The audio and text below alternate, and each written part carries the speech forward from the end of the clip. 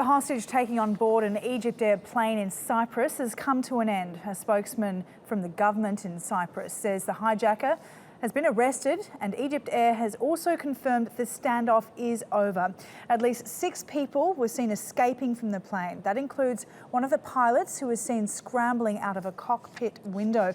The plane was carrying more than 80 passengers when it was hijacked. Now, most of them were released soon after the plane landed. The plane took off from Alexandria just after 4:30 GMT and was on its way to Cairo when it was hijacked. It was diverted to Larnaca Airport on the Mediterranean island. Cyprus's foreign ministry earlier identified the hijacker as Saif Eldin Mustafa. They named him in a tweet from the foreign ministry's official account. They then tweeted the moment he was taken into police custody and the standoff was finally over. Let's go now to Charlie Lambros, a reporter at the scene of the hostage crisis. Quite a dramatic day there, Charlie. The Cyprian Foreign Ministry announcing just a little while ago that the standoff was over. That lasted 5 hours. What more can you tell us now? The standoff is officially over. The hijacker is in police custody. All the passengers and crew on board are reported to be safe and well, and should be going on to their destination quite shortly. The airport is still shut for the meantime. The aircraft is still on the tarmac.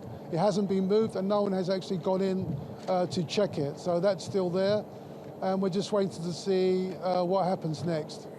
And is there any more information at all about the man that hijacked this plane? Well, the Foreign Ministry are keen to stress that this was an individual action. It has no link to terrorism, and there was no clear political motive for this hijack. They're saying he's psychologically unstable. There was some kind of letter that might have had some demands, but they think they were just ramblings and incoherent. He's understood to have an ex-wife here in Cyprus, who is Cypriot, and he might have also wanted to see her. She did come to the airport. She didn't meet him, but she did give a statement to police, and maybe this was part of the negotiation to getting him off the plane. Okay, if you can just take a few moments, if we can just sort of step back a little bit now, and if you can talk us through what happened today, the moment that the hijacker took over the plane, and also how the day unfolded as those passengers started to move off the plane for us. Well, it was a domestic flight going from Alexandria to Cairo, and at some stage when it was near Cairo, the hijacker approached the cockpit. I think he said he had a bomb on him or a bomb jacket on him, and told the pilot to change course. It's unsure where his true destination was. Some said it was Turkey and Istanbul. It seems it was also the plane was also refused landing in Damascus. And then a message was sent to the Cypriot authorities that the plane had to land, and the Cypriot authorities allowed the plane to land at about 8:45 local time. Soon after the plane landed, a number of passengers were let off the plane. They were mainly women and children. They were let off. It was still, at that time, still unsure what the hijacker wanted.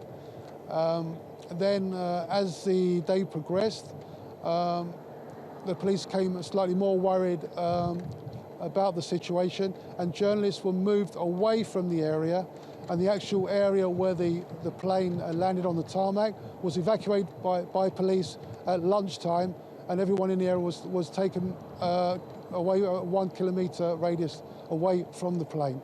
And then, as things developed, it seemed that the hijacker was letting more and more people off the plane.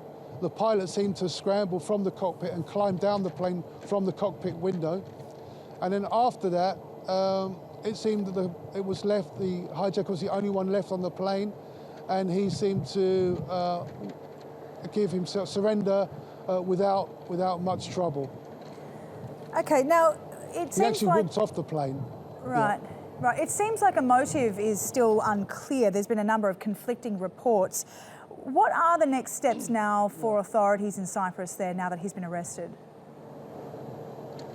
Yeah, I think the thing is to question the guy, to find out. They think he's got some kind of psychological problem, so they think he's unstable. He most probably have be checked by doctors and given an assessment there, and also to see whether he's in a fit state to actually appear in court if it goes that far. If they've arrested him, he might even appear in court tomorrow, but there's no confirmation of that, or he could just be sent back to Egypt.